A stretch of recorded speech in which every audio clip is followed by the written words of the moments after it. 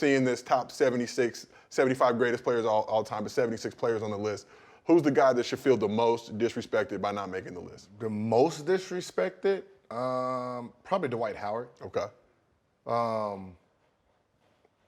I mean, if Patrick Ewing is in, like, come on, when you're talking about, like, we're talking about standalone stats. Like, your stats have to reflect what you did as a player, right? You got to remember, the championship is the last thing that happens during the season, right? Yeah. What did you actually do as an individual? Were you dominant, right? So when you compare stats, you look at his resume and you're like, wait, how is he not actually on this list? Like, this is not even a bubble. He's not even a bubble player. Yeah.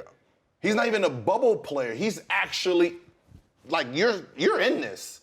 Like, so that's one of the players I'm like, oh, that's like if Ewing is in, Dwight is in front of him.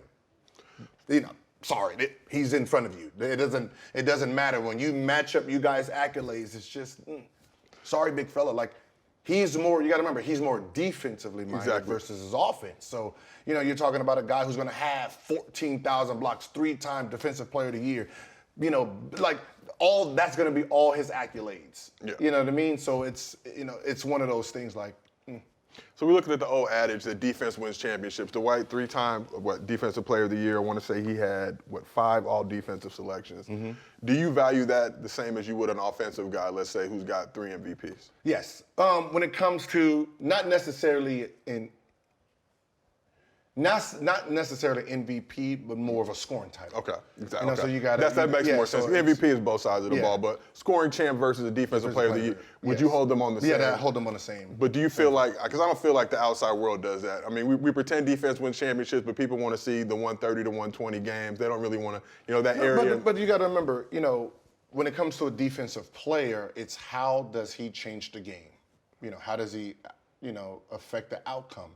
So, when you're looking at the list, you actually have to see, was this guy an offensive player, defensive player, a little bit of both. So you have to be able to grade them on what their specialty was.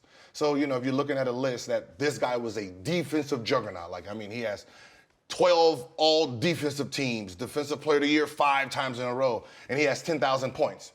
Okay, I got to curve his points to what he was skilled at. You know what I mean? And that's how you have to really do the list. So when you look at a guy like Dwight, guy you got to play against, how impactful is he on the court? Like, you, as a bucket-getting machine, when you see Dwight out there, how much is he changing your game?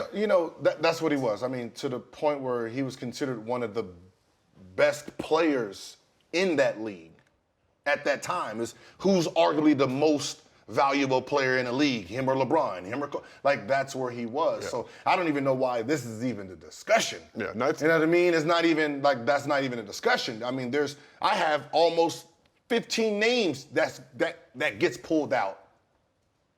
That gets pulled out and he's in.